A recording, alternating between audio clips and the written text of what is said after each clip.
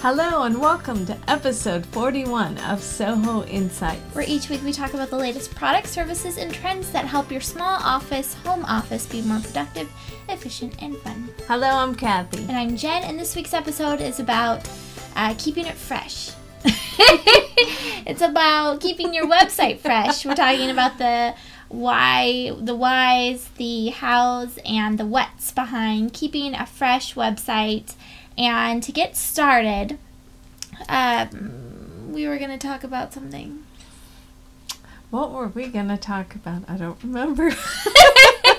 We're watching Dancing with the Stars as we're doing this tonight, too. No, but then we have a new set going on at Ovaleye. Didn't you want to say? Yeah, we'll say more next week, but because we're testing stuff out in this episode. But we had a really good time this weekend finding some new stuff for the studio, so we're very excited. At the Ovaleye.tv studio. Yes. So if you're watching this on YouTube or iTunes or somewhere else online, you don't get to see it. Go over to Ovaleye.tv for the rest of this episode. You'll be able to find links where you can download, etc., and find out more about us at Ovaleye.com, where we offer web hosting to small office, home office businesses across the United States.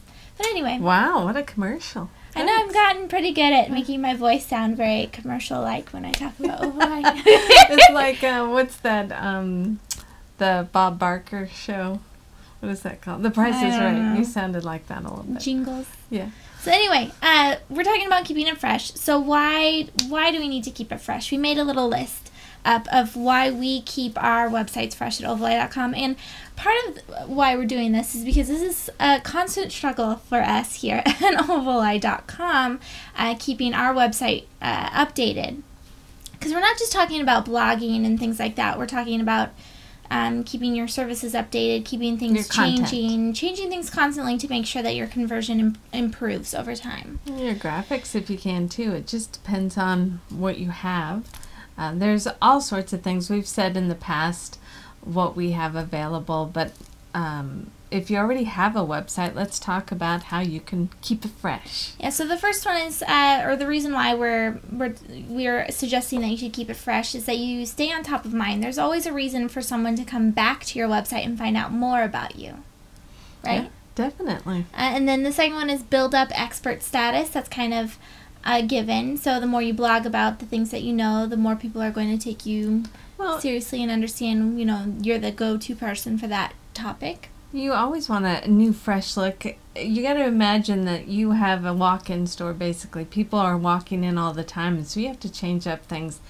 If you're going to have a stale website, not a lot of people are going to come back to you very often. It's a good point to keep it, but we're saying, why do we want people to come back to us often? And it's because, to keep on top of mind, build up expert status. The next one is to form a relationship. That's very important, the relationship with your followers. And yeah, but I liked how you compared it to the walk-in store. That was a good idea.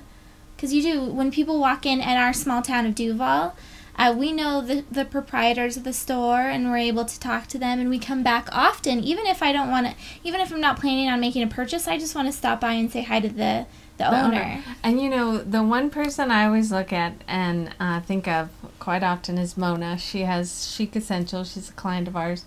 You walk into her store, and it's not a real big store. It's a cute little boutique. But every time I walk in there, it's changed. It's always something new. Yes, yeah. She has things that you want to when you first walk in. So I assume that's what you would do with your website too. So. Yeah, and so the last one is that ultimately the reason why we want to keep things fresh is that we want to be able to build an audience, a big enough audience that whenever someone comes to us, or each week, each day we post something new, that there's going to be some form of conversion. So whether it's signing up for a newsletter or purchasing a product, whatever it is, we want to make money off of the person that's going to the website eventually. It's all about ultimately having sales. So. Yeah. So anyway, that's a quick why, because I know that a lot of this isn't easy work. This is hard. Keeping things updated is hard because you're doing this on top of whatever it is that your actual business is. Most of us that are keeping a fresh website are doing so not as for financial purposes. We're not bloggers who make money doing it. We're business owners that are using this for marketing, right? Mm-hmm. So we were talking about this, and I actually started creating a list on the whiteboard this afternoon of items that... All I saw was Kelly's name all over the place.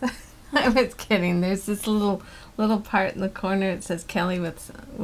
Oh, that was after, yeah, that was a long time ago. So anyway, I was writing on my whiteboard what kind of characteristics a person needs to have in order to be successful at this.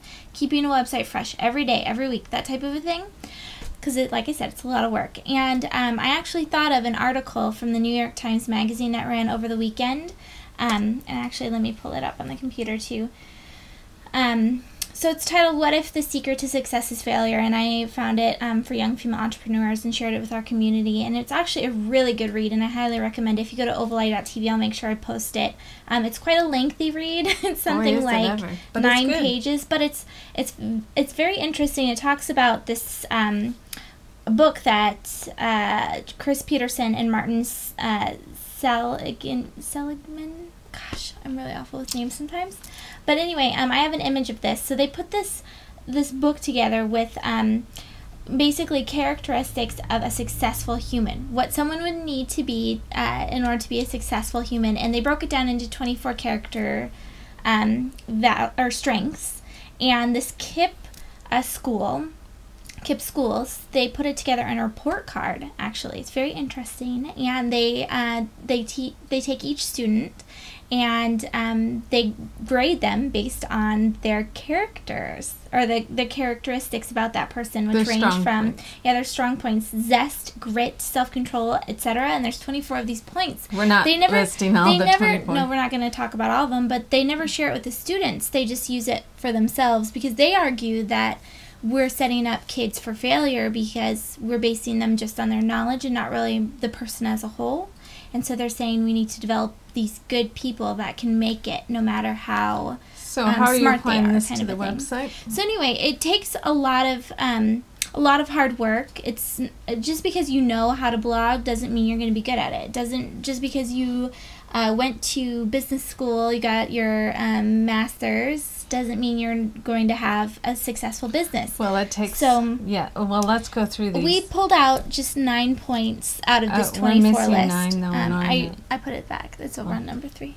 Okay. So anyway, the first one is zest, approaching life with excitement and energy, feeling alive and activated. Her.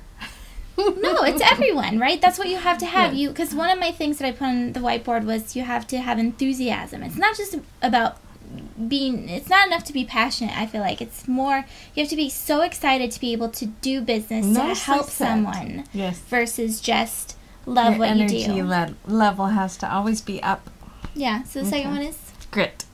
Yeah. And it says finishing what one starts, completing something despite obstacles, combination of persistence and resilience. Which I wrote persistence. I put persistence on the whiteboard second, and that's when I would start to remember this other list. But nobody watches you, nobody listens to you at the very beginning. So what keeps you going is that need, your crawling, your drive.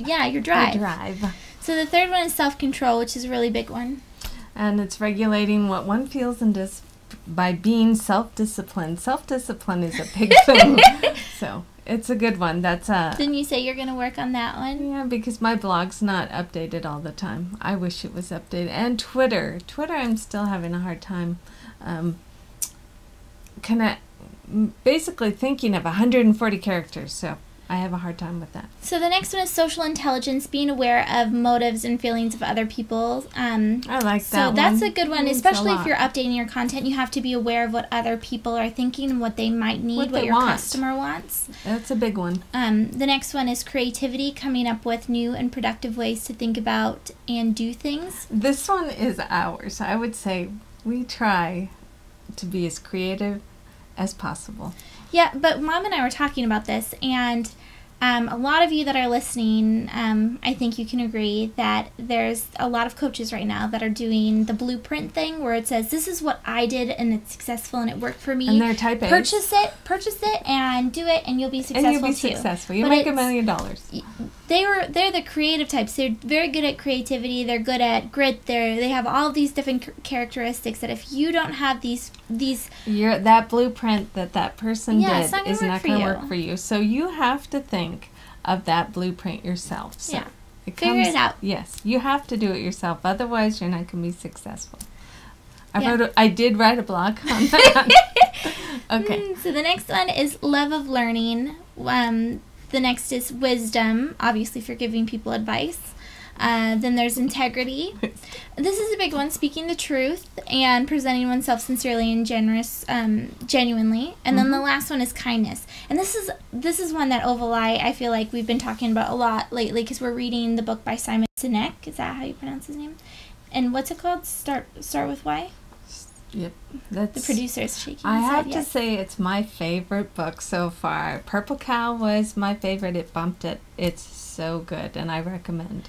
Yeah, so, I mean, if you take anything from this episode, it's those characteristics, and go to ovaleye.tv to get the links to the rest of the information about these articles, because no matter what we tell you about keeping the website fresh, you really have to work from who you are, and if you're lacking some of these qualities, make sure that you develop a team and a system that makes up for it. Is that what you're saying? No, it's not. I'm not saying that you're an unkind person, but the idea, sometimes if we're so stressed that we need to make money today, we forget about the bigger picture. You can't. So you have to have someone that brings you back into the bigger picture of this is why we're doing it. We're doing it to help people. We're doing it to solve a problem. We need to put why back on our website too to tell everybody to read it. Now, how? Yeah. How? So the first question is how often? How often would you update your website?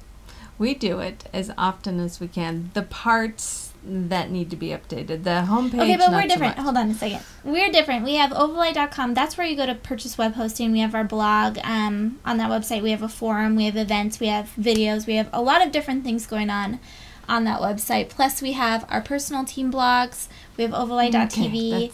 We have quite the network of websites. You don't necessarily have to have that. So we update something often, twice, 3 times a day. I mean, so as often as you can, please, because a year goes by and a lot of people don't do it. What about it? I don't know. Be what?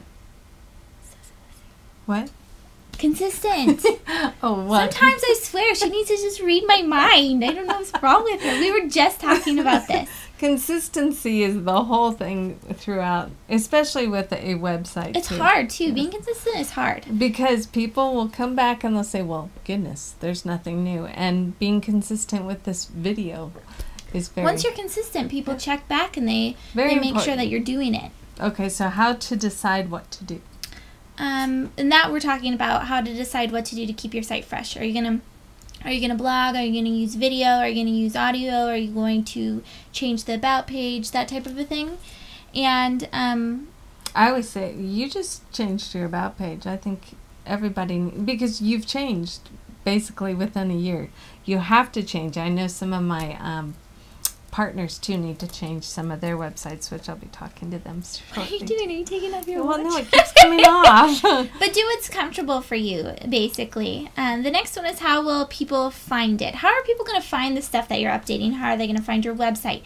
And the reason why we bring up this question is that it's more of a question for you rather than that we're going to answer it.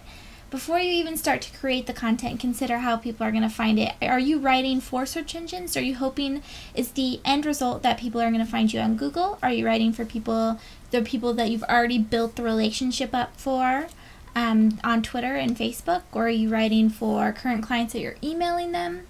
And you don't have to stick to one piece over your whole website. It could just be for a particular post or a particular product that you explain on your website. So it can change all the time. Yeah. Next one. Yes, but adding it to the local Google search, I think, is a big help. Keeping that in mind for your local economy. Yes. Okay. What's the next one? How do I do that myself? How do I keep the website updated myself? And so we talked a little bit earlier about content management systems. If you look at ovaleye.tv, I did a Web Host Wednesday last week about 3 content management systems that we recommend to our clients, and they are WordPress, Joomla, and Site Builder. But which now is it's called Web Presence Builder Builder by Parallels Plesk, and it's a newer product. They changed the Site Builder over into this Web Presence Builder, and it's amazing. If you go to b2bb summit.com, and that's a 2 with the number 2. Well, and our clients are just raving. We have to get actually have clients contact us out of the blue and just say, this is amazing. Yes. Okay. And then we're going to be out of time soon. The what's.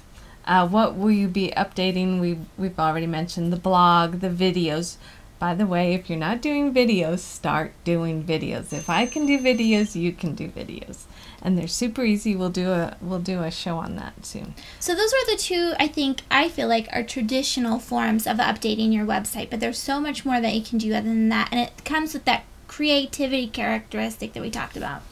So blog, video, and then the next one is photos. And you don't have to do photos as far as the blog goes. And things like that too. But even sharing, photographer style blog, you could do a page where you do like a photo of the day or something and remove it and put a new photo on the day of. So you have to come that day to see the photo. You could do photos of your restaurant, of your favorite client of the day. Just get really creative with content management systems today. You could literally have your laptop up at your desk and change it up, and then go away and do something else for the day. It could take 10 minutes. Okay, then there's Twitter, chat, Well, events. with the Twitter piece, what I was talking about for that is that Twitter, Facebook, Instagram, whatever you're doing on outside communities, Instagram. You can always bring fun things in and update people on your website of what's going on in all of your communities. I think Instagram gives Twitter a nice little compliment there, because you kind of that 140 characters, you get to know that person too with the Instagram. Okay, we mentioned chat. Yeah, last week's episode we talked a lot about live chat. Yes, and then bringing that onto your website. Events, we're all about the events. That I think we do a lot of those. Ovaleye.com, we have webinars, so you could do online events. That's part of your marketing plan. You could also do in-person events that people come back to your website to see when the next event is. And then video. Or event pictures, too. Always followed up with other things. Now, video cam Jen put. Oh, I got so excited about this. I thought about it. So we have, we live in the Snoqualmie Valley, and we do business in the Snoqualmie Valley, and it floods. So there's a lot of webcams up to see what the traffic's like. Yeah, but anyway, so I thought, wouldn't that be cool if you could set up a webcam in a restaurant, a cafe, or somewhere, and it could, people would go in and look at your business? You can always put little... place it around. Yeah. Get creative with your placing. Okay. So sharing news. Yeah. Anything headlines. that's going on. Sales, hours, updating creating your new hours. sales on your website, updating your hours on your website, updating about page, updating services page, making little tweaks all the time and measuring your conversion rate and how it changes. Forums, press, coupons and discounts. Adding a forum onto your website is always nice. It's a way to have customers talk and go to your website and meet other customers, become loyalists, etc. And then as far as what we were talking about with the press releases, this is something that Ovaleye.com needs to get a little bit better at it. Mentioning anywhere that you've been mentioned in the media, including a link back to it. Make sure you put that on your website. Okay, so the we're going back on what we mentioned tonight, and it's all about staying fresh, updating your website. We give you a lot of tips. You're to look at ovaleye.tv, because we're running out of time, but there's how and what. You'll give them links to the article. Is there anything else? No, but you didn't really go over what we just talked about. Because we're running out of time. Okay. So anyway, go to ovaleye.tv, and I'll include links that were from the New York Times, and I'll kind of summarize it a little bit. But otherwise, you can find us, like I said, at ovaleye.tv. There's a screenshot of that we've got. We also are over at iTunes. If you search for SOHO Insights, or Ovaleye will come up as a podcast. And then we are in competing for Startup Nation's home-based business. Hot yet. We're still at the same needle point. I don't understand what's going on. Yeah. Whatever, we need to we need a little bit of boost, so if you don't mind, would you try and make us hot? bit.ly/Ovaleye vote. Thank you so much, we appreciate it. Until next time. Wait, B2B, I want you. Definitely next week we have a free webinar that's going on. And we're all it's doing the it. Back to Business Summit, and it's at b2bbsummit.com, and that's the number 2. In that little host thing, and it's 4 days of free webinars from experts that are not just us, but also our clients and people that are in our community. It's going to be really fun. It'll be a lot of fun. And we're using Ovaleye Web Conferencing, of course. So, Yeah, we have a lot of exciting stuff happening at Ovaleye, and I hope all of you have some exciting stuff happening with your small businesses. Until next week, this is Kathy and Jen with Ovaleye.tv and Ovaleye.com. See you next week.